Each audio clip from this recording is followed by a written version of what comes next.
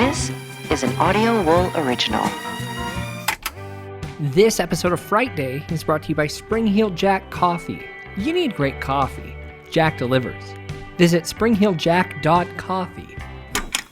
Hey guys, thanks for listening. If you'd like to support us, go to patreon.com/frightday.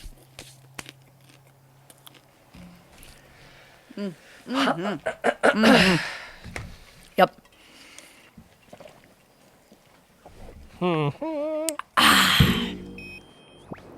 Well,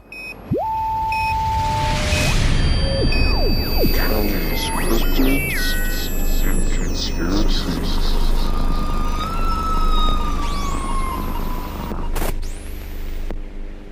welcome to Moon June, friends. And Byron. What does that mean? That means that you are not supportive of my Moon June. I listen, it's happening. It is happening. So that's something. So tonight, we're going to talk about a topic that we could call a couple of different names. We could call it O'Neill's Bridge. We could call it the Bridge on the Moon. One of Hogland's favorite tourist spots. Are we talking about Richie? When do I interview him? Do you want me to work on that, like, during you talking? Sure. Okay. It's not like you're going to listen anyway. That's true. Okay. So let's get down to business here. There's a bridge on the moon, folks. Wait, excuse me? Mm-hmm. Natural? It's a little up for debate there, B. I will let you decide the answer to that question. Not you, Byron, like you, the listener. Listeners, okay. Yeah. But here's the story behind it, and then we're going to talk more. In 1953, there was an amateur astronomer by the name of John O'Neill. He was actually the science consultant, science editor for, some newspaper in New York, the New York Telegraph or the New York something or another. Anyhow, Great job. point is he's not a nut job, okay? He's got a 4-inch refractor, and That's what he's she looking at the west. Alrighty. Sorry. At the western shore of Mare Crisium, which is this area on the moon, okay? And he sees a man-made bridge. And he's very specific at first to say it looks very strange. It's weird that this was caused by natural events, okay? He doesn't come right out and say, like, okay, this was man-made. But he observes that it's about 12 miles.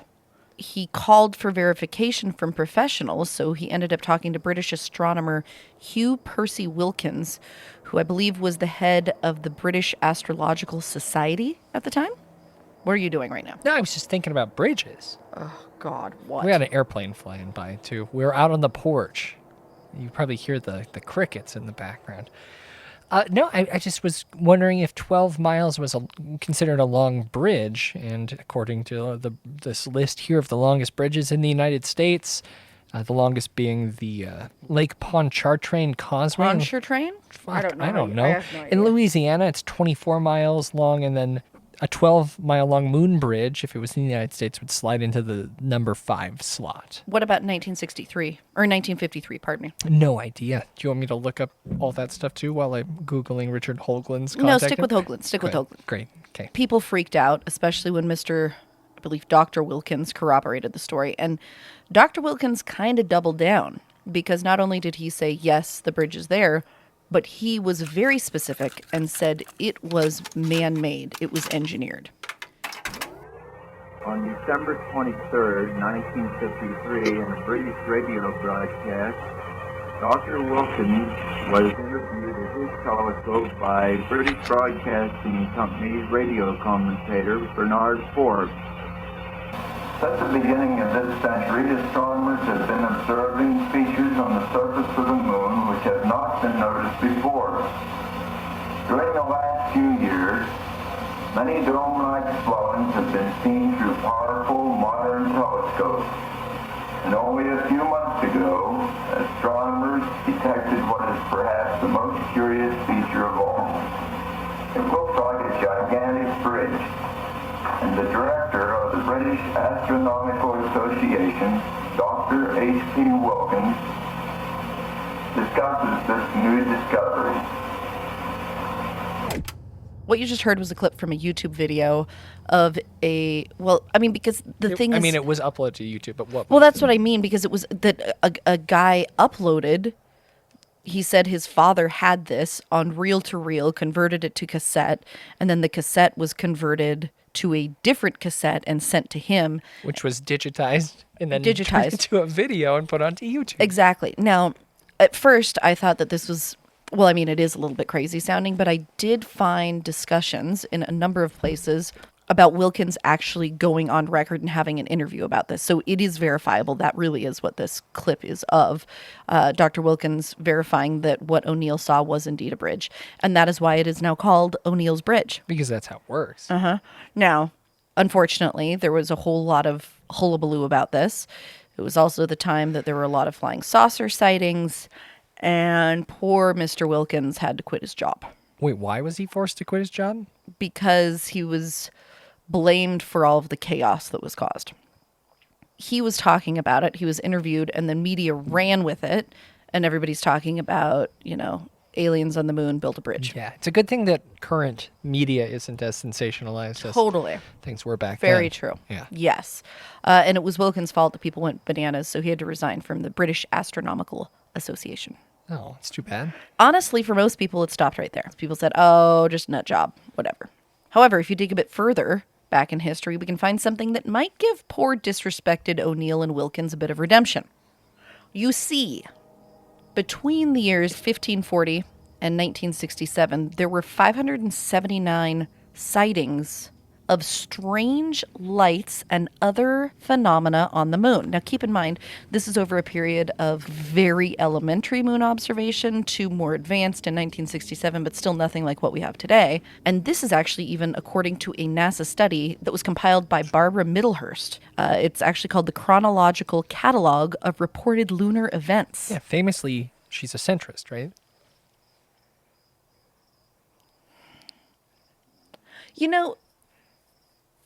You really need to be a dad. I'm working on it. Holy shit. Oh my God. Okay.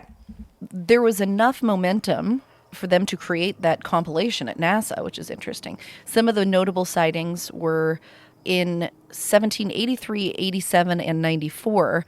The fella who first identified Uranus, or at least first in Western history. I'm sure that there were other people identified it, but because that's the only history we seem to pay attention to. I wonder if they were white. Yeah, there you go. Friedrich Wilhelm Herschel, he saw lights on the moon. And the final date, the one in March of 1794, he claimed to have seen a light so bright that it looked like a star, and it was during a total lunar eclipse. He said it was visible for 15 minutes, and right before it disappeared, it brightened. Well, it was obviously a star in between the moon and the Earth. Case closed. Yep, that's what it was. So telescopes advanced, and then in 1825, in the Gulf of Siam, 2 British officers on board the HMS Coronation saw 2 different lights that were recorded in the ship's log. What are these lights? Specks? Are they white? White, and they're described as Tic Tacs. No, I'm just kidding. Okay. Come on. No, but they are, like, in some cases they're described as moving. Other cases they're described as kind of like flashing on and then flashing off. Okay. It drove a lot of rumors. For a long time, people believed that there were people living on the moon. Yeah. It was just the normie thing to believe.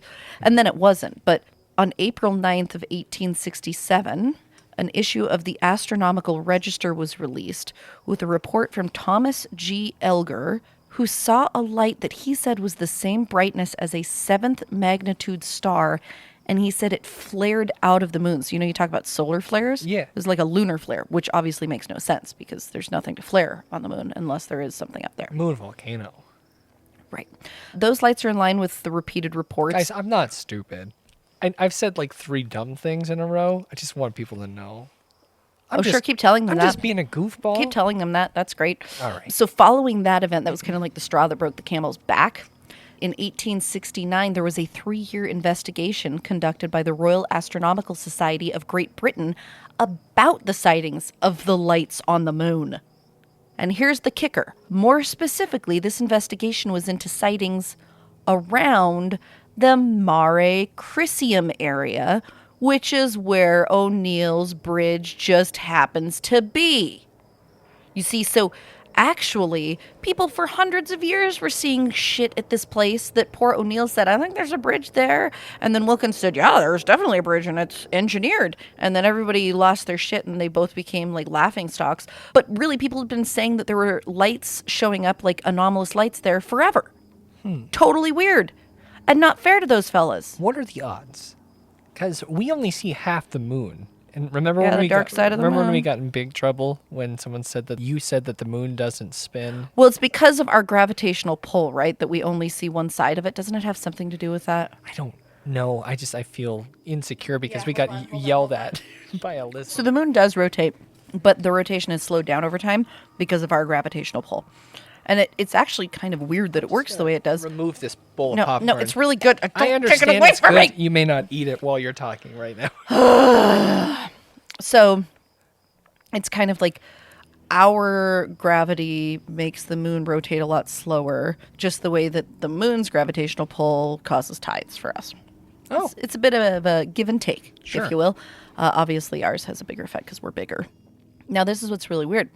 The only reason we only see half the moon is because the rotational period is identical to the orbital period, Oh, okay. which is one of the reasons if you listen to artificial satellite moon folks, they will tell you that that couldn't possibly happen That naturally. they and shouldn't be matching up the way they do. Right. Okay. it is an interesting coincidence, Oh, totally. but obviously it's not impossible. Can I put this over here without you eating it? Okay, I guess not. Just keep that there. So, Please, you can't. We really can't be doing that. Like, eat as much as you want, and then we'll continue. so this Mare Crisium is a pretty hopping place. Richard Hogland speaks about it a bit. And for people who don't know Richard Hogland, he's a lost alien civilization on the moon and Mars kind of guy. Yeah, he's the guy that came up with the Cydonia face on Mars. Now, what is that? You know the face on Mars that supposedly looks kind of like a pharaoh and it's by the pyramids? Oh, It's supposed to mirror what's in Egypt. yeah. Yeah, that was him. That was him just looking at like blurry old pictures of Mars? He apparently had a lot of connections. Like, he was the science advisor for Walter Cronkite. Oh, even though he doesn't have any education beyond high school? Well- or is it a situation where he got it and then like the government is like hiding his could higher be that. education? It could be that. He's definitely a genius. Okay, Like, and yeah, that he's doesn't- probably bananas. Okay, well, might talk to him. His voice is one of the voices of my youth. Was he a big Art Bell guy? He was on our bell all Very the time. much an early coast In to fact, coast. Art always had to like simmer him down. Like, okay, calm down, Richard. All right. Calm down, Richard. It's kind of what I do to you. Yeah, a little bit. He got really excited. But then he like kind of flew off the deep end. There was something at some point about 19.5 degrees. Like, you could go into the back of an old Navy and ask to see a secret room. And there was like... He's the old Navy conspiracy theorist? I think so. Oh, no. I think so. Oh, no, Richard. I believe so. Richard. But I don't think there was any discussion of child trafficking at that point. Who was always in the wings? Yeah. Yeah. Richard has brought together a lot of people poring over NASA photos. He's a big proponent that there have been a lot of covered up images from NASA to obscure what's up there. And in fact, we will get into that a little bit more later this month in my episode on moon whistleblowers. I feel like we've talked a little bit about that already. Some we have done. Yeah, I remember we got in a big argument about the manipulation of old moon photos, and I believe there was a conversation about someone who tried to infiltrate a NASA facility looking for original pictures. Okay, well, just so you know, we're going to discuss it in detail. But Richard Hogland has said many, many times that NASA alters photo materials. They continue to alter photo materials. They also alter the audio recordings and video recordings. Interestingly enough, do you know that the last time they did live, non-delayed broadcast for NASA missions was in 1993? What do you think the reason is behind that? Well, funny you ask. There is a story about something that happened. It was the Hubble repair mission. So the Hubble telescope was up there, but it wasn't functioning properly. In fact, we were worried it might actually be a complete fucking failure and waste of money. And we sent up a repair mission, and this was in December of 1993. And apparently, in the middle of the repair mission, there were these lights that they saw. The commentator, like the live news commentator, was so shocked that he just like went silent and was like, and then suddenly the camera got messed up and everything went blurry. And then it showed the command center, and then it showed like some hangar somewhere, like trying to show other footage. Then when they came back, there was this very interesting comment from one of the crew members who just looked at the camera and said, You have to see this to believe it, JT. And then they cut his audio feed, right? Yeah. Yeah. Since then, there's always been a delay. Obviously, Hogland asserts that it's for all these same reasons. I mean, there are I stories think it's, that... we're trying to keep our secrets, or if we... Super secrets? Yeah, and if we encounter something else or something happens, we want a delay. I mean, it's a pretty important thing to keep to ourselves. Well, the other thing that's weird, a lot of different people from within the government involved in NASA and our space programs have said every single Apollo or Gemini flight was followed by UAPs, and that the term Santa Claus was adopted to communicate about them.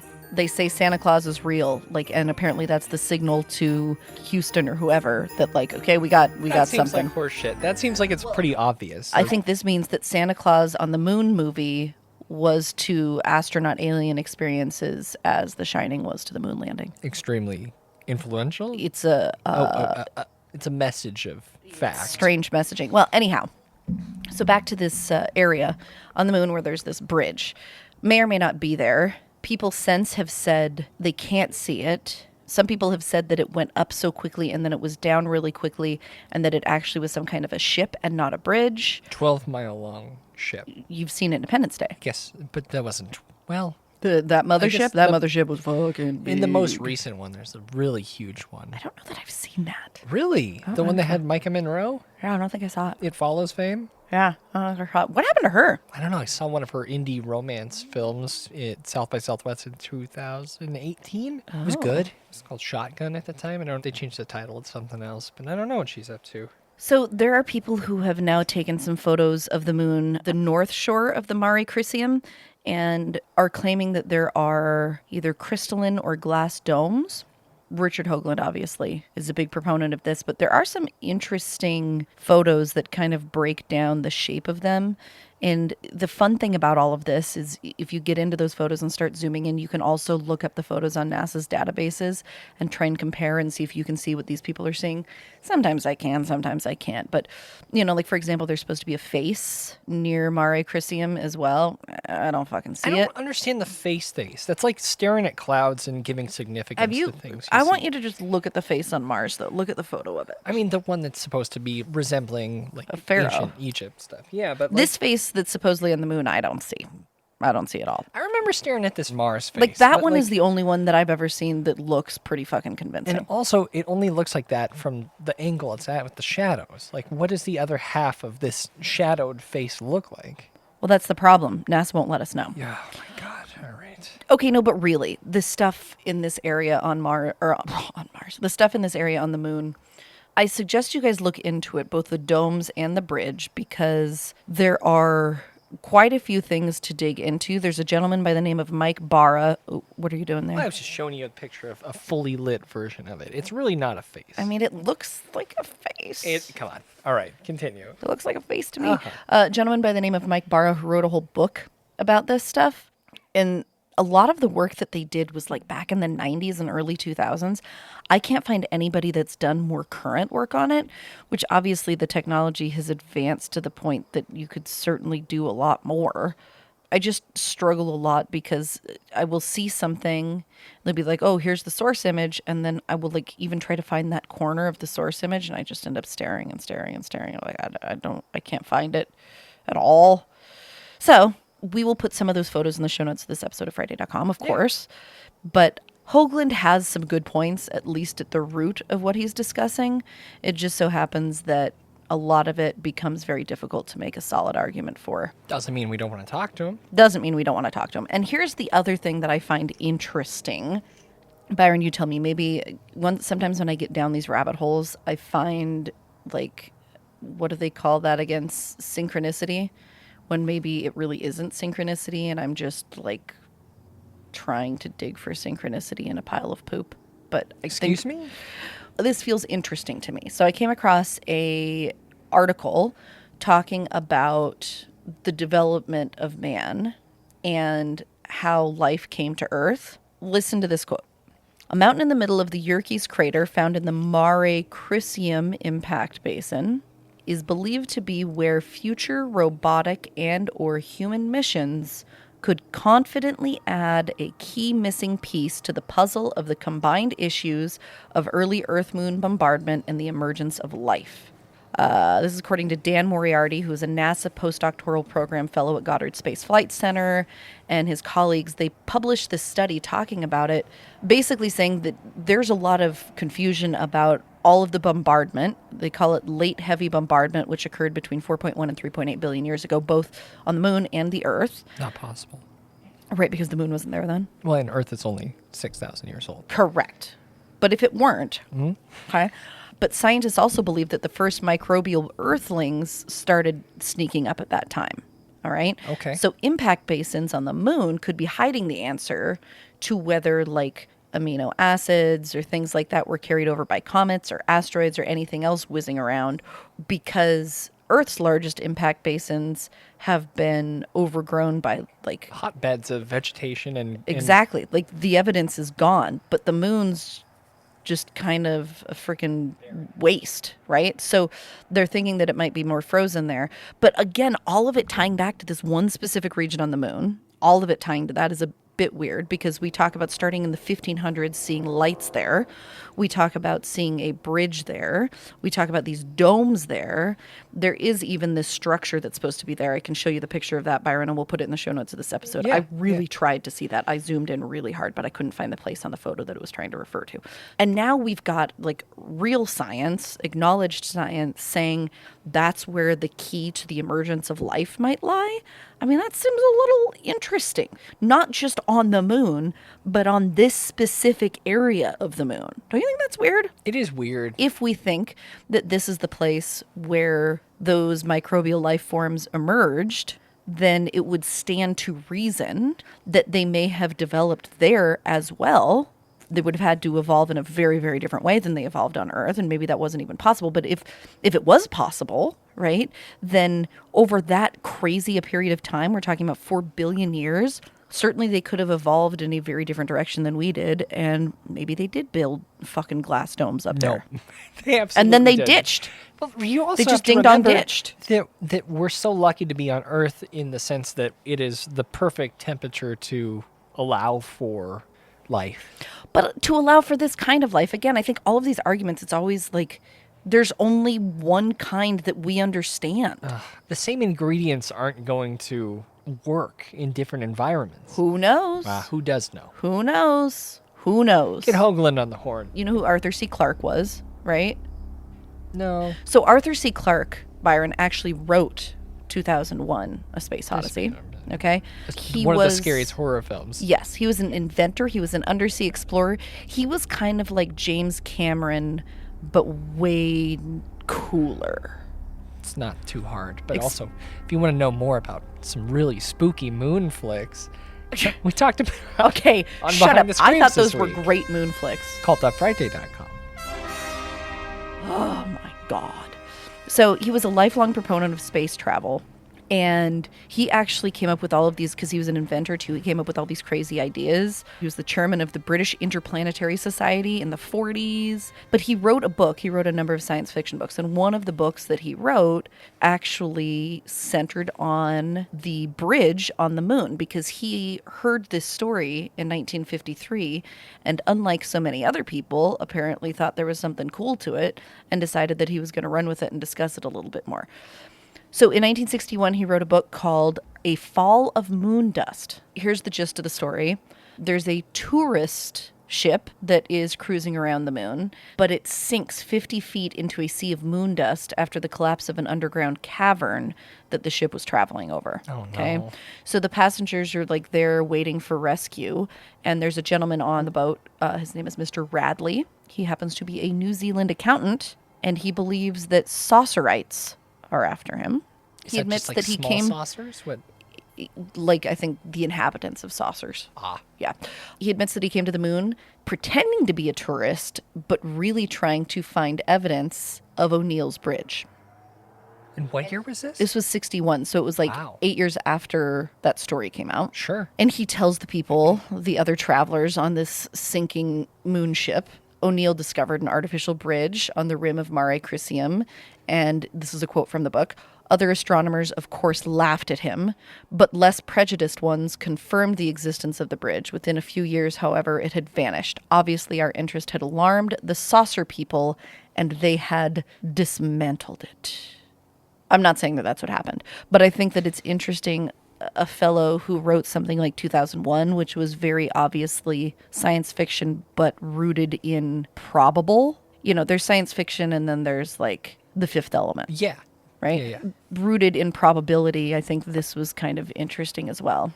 New York Herald is what O'Neill was the editor of. I finally found my resource for I thought that was just a fun nickname. Yeah, I know. I'm sorry about that. I'm New York Herald. And like I said, poor O'Neill, who it's named after, originally said like, oh, it's kind of a natural bridge, maybe. It's just really crazy that this would happen naturally, but then started reaching out to people and got confirmation that it was not natural. So what was the last known sighting of this bridge? The last that I have record of actually has to do you remember, we've talked about him before, Donald Kehoe? Mm-hmm. In 1955, he wrote about the bridge in his book, The Flying Saucer Conspiracy. But here's what he said in his book about it. So this is 2 years after it came out, and then it died down pretty quickly because Wilkins quit and everybody just said, okay, well, they're idiots, and there wasn't really anything there. This is according to Kehoe. The huge structure appeared sharply in outline, an unbelievable engineering marvel apparently erected in weeks, perhaps in days. Okay, why? Come on now. Everyone knows that moon building is faster because of the gravity. Right, exactly.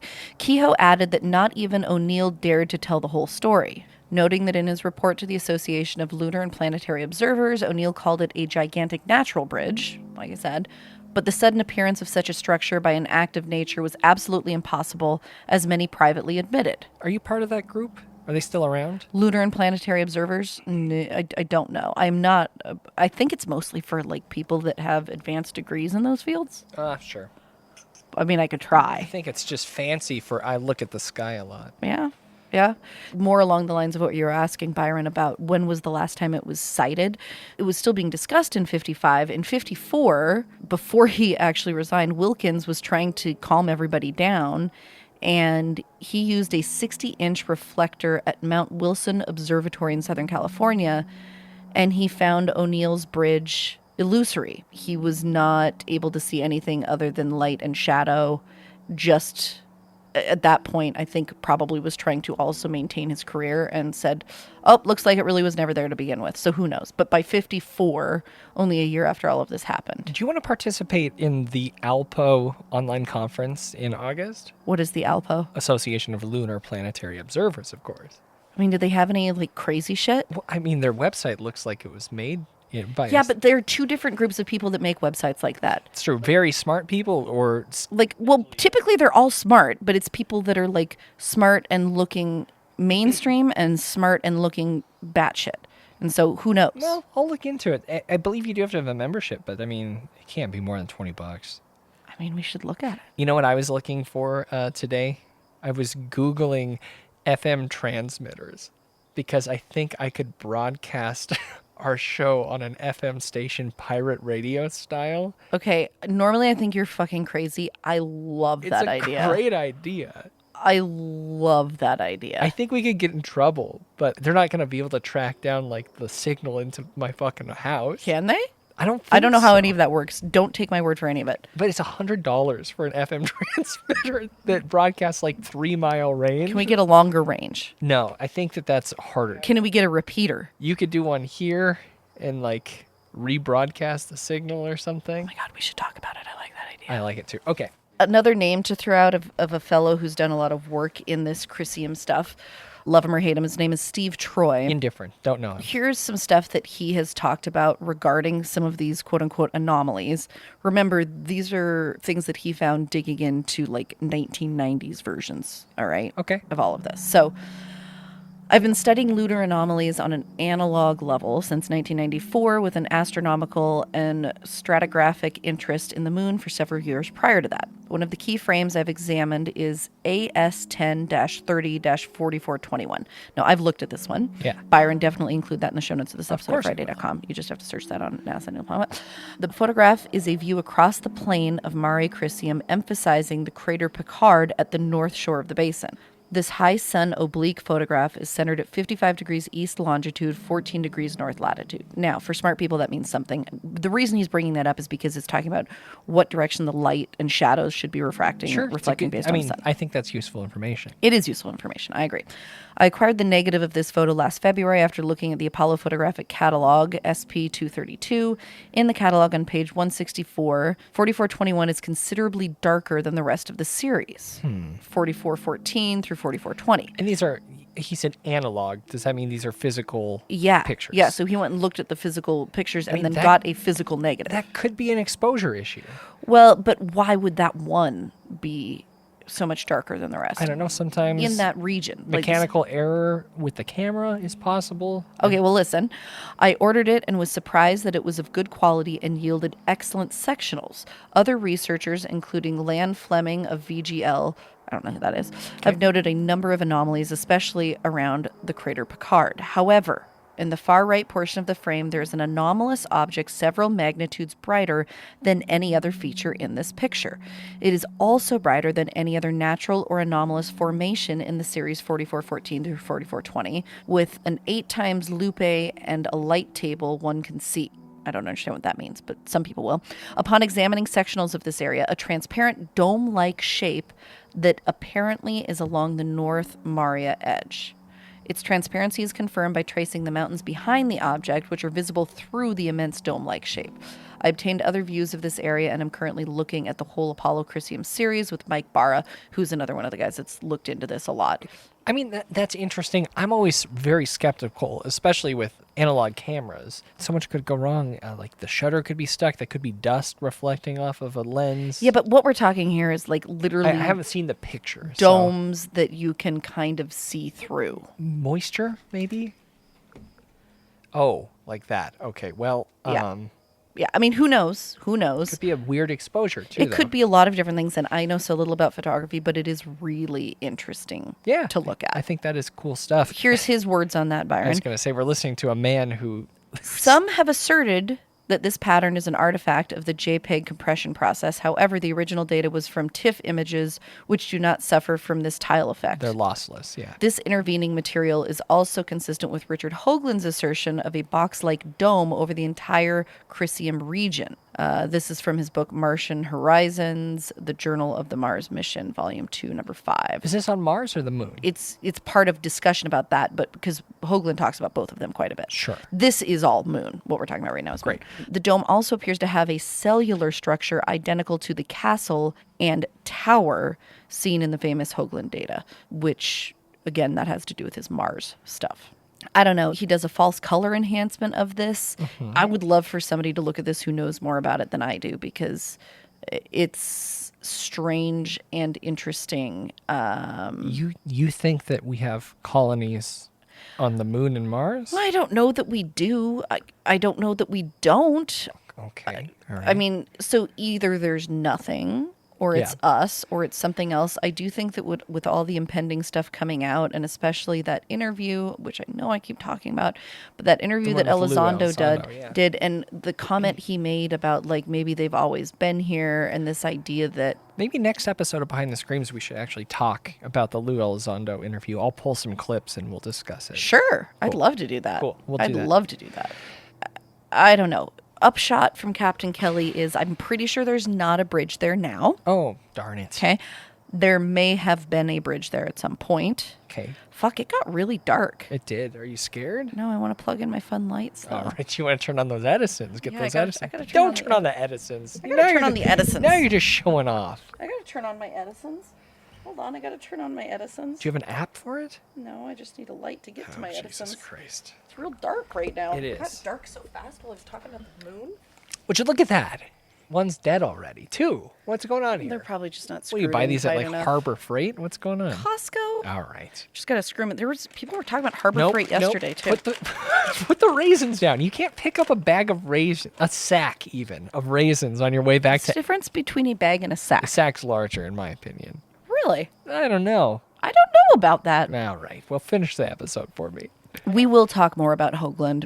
I don't want to get too much into Hogland because honestly, the stuff that Hogland really dives in on is the stuff on the dark side of the moon Obviously, Mare Crisium is not on the dark side of the moon because Have we can see never it. talked about the dark side of the moon for Moon June? No, I think we talked about it briefly With in Nazis? remote viewing. Remote viewing, yes. Towers on the moon, was that dark side? Yes. All right. But there's more that needs to be done. There's a lot more that needs to be done. So, Byron, I am going to put this chronological catalog of reported lunar events. Unfortunately, I mean, it really bums me out that it only goes through 1968 because we've got all the new stuff. A lot has happened since 1968. Yeah. That's a bummer to me, but that will be in the show notes of this episode. All of these photos, I'd love everybody to pour over them.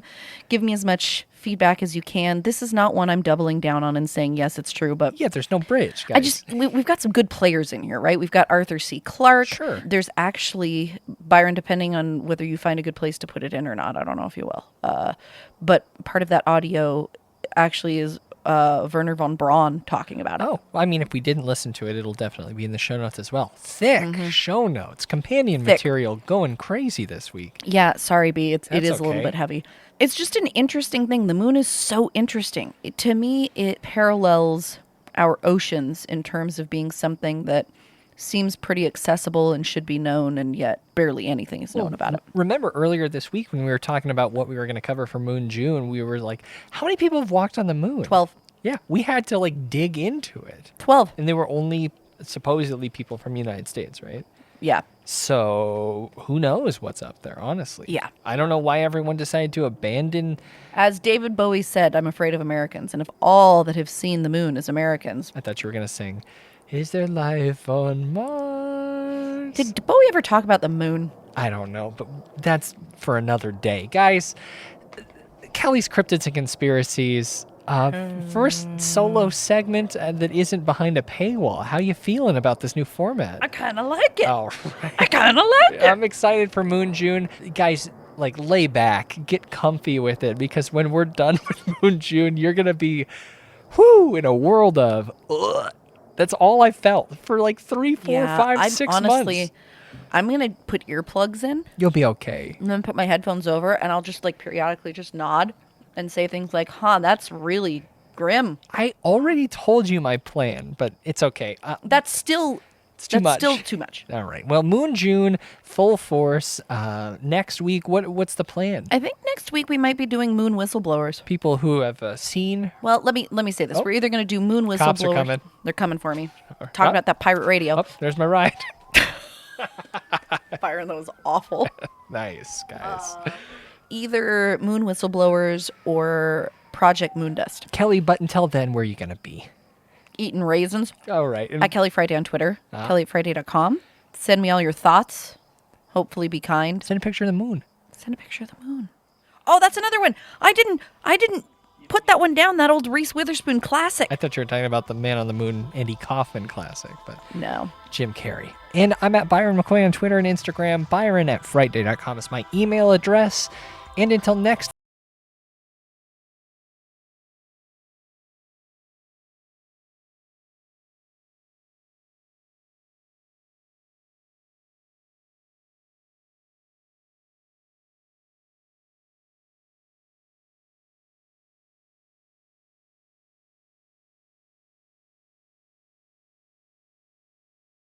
You've been listening to an Audio Wool original, produced by Byron McKoy, theme music provided by Cemeteries. For more programs like this, visit audiowool.co. Hey, you made it. Welcome to Good at Parties. My name is Ross. Come on in. No. Keep your shoes on. We're going to be out back. 10-cent tour, so you don't have to ask me ever again. Down the hallway to the right is the bathroom. Over here to the left is the kitchen. Any food, drink you find in there is yours. That's a great question. Why did I call this thing Good at Parties? The past year and a half has been horrible, and now that things are opening up, I'm getting a little nervous that parties are just going to be a place where we talk about the last year and a half. And you don't want that. So I've assembled an amazing group of people that I'm talking to about subjects that they are passionate about. So you can bring up topics and nod your head along to things that maybe you don't know a lot about, but you know enough to enjoy the conversation. You're not going to leave a half a circle because you don't know what's going on. I want to help you be good at parties. And you know what? Actually, I'm looking at these shoes right here. You probably should take those off and just leave them up front. Welcome to Good at Parties.